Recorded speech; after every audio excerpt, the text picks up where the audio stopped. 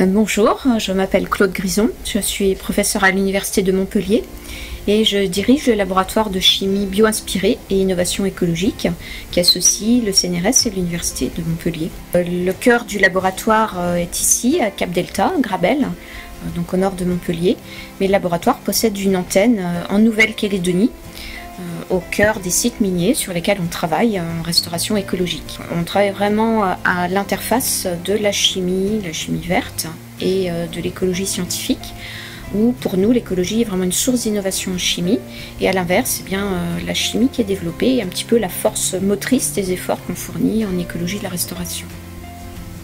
Alors, ce qui me fait choisir la chimie, c'est certainement que ce domaine scientifique soit par essence même interdisciplinaire. Au départ, ma spécialité était la chimie du vivant et j'ai beaucoup travaillé à l'interface avec la biologie de la santé.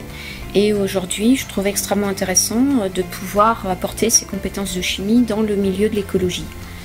C'est un choix qui a été complètement le fruit du hasard. Ça a été le résultat d'une discussion avec de jeunes étudiantes qui préparaient un sujet de concours et qui souhaitaient que je les aide à répondre à une grosse question. Peut-on dépolluer avec des plantes ?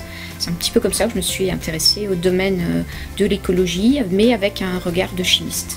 La chimie me permet d'être en interaction forte avec le milieu de l'écologie scientifique, où je trouve des tas d'idées, des inspirations assez profondes pour dégager des solutions qui vont permettre de résoudre des problèmes environnementaux. Alors, une des thématiques importantes du laboratoire, c'est d'essayer de trouver et de développer des solutions écologiques complètement naturelles de dépollution du sol et également des systèmes aquatiques. On s'appuie sur des plantes qui ont développé vraiment des stratégies d'adaptation à cette pollution, telles que par exemple ces deux-là, qui sont les deux meilleurs hyperaccumulateurs de zinc connus au monde. Et on a la chance que ces plantes soient françaises. Mieux encore, elles se développent à 50 km de Montpellier, sur le site de Saint-Laurent-de-Minier.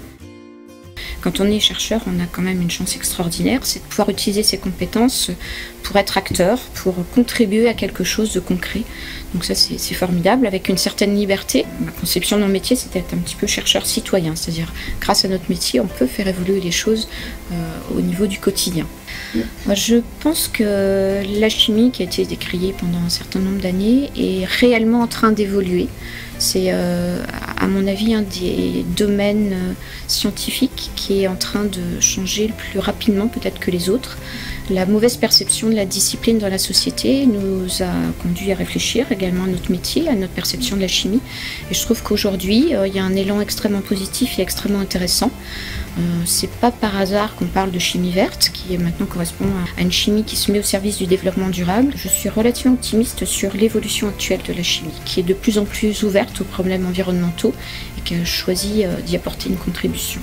C'est une révolution assez profonde et on a vraiment choisi de montrer très concrètement que la chimie pouvait contribuer à la résolution de problèmes très actuels, de problèmes environnementaux, de problèmes économiques, en étant beaucoup plus proche de la nature, mais également de la société, en expliquant davantage notre métier, et puis en choisissant tout simplement de limiter complètement son impact sur l'environnement et d'apporter des solutions concrètes pour résoudre les grands problèmes qu'on connaît. Le message que j'aurais envie de délivrer aux jeunes chimistes, c'est d'entamer leur carrière et de la poursuivre avec leur curiosité de jeunes, c'est-à-dire une approche de la discipline très ouverte qui leur permettra vraiment de s'épanouir et de se rendre compte que la chimie peut être formidable et apporter plein de solutions à d'autres champs disciplinaires que la chimie en propre.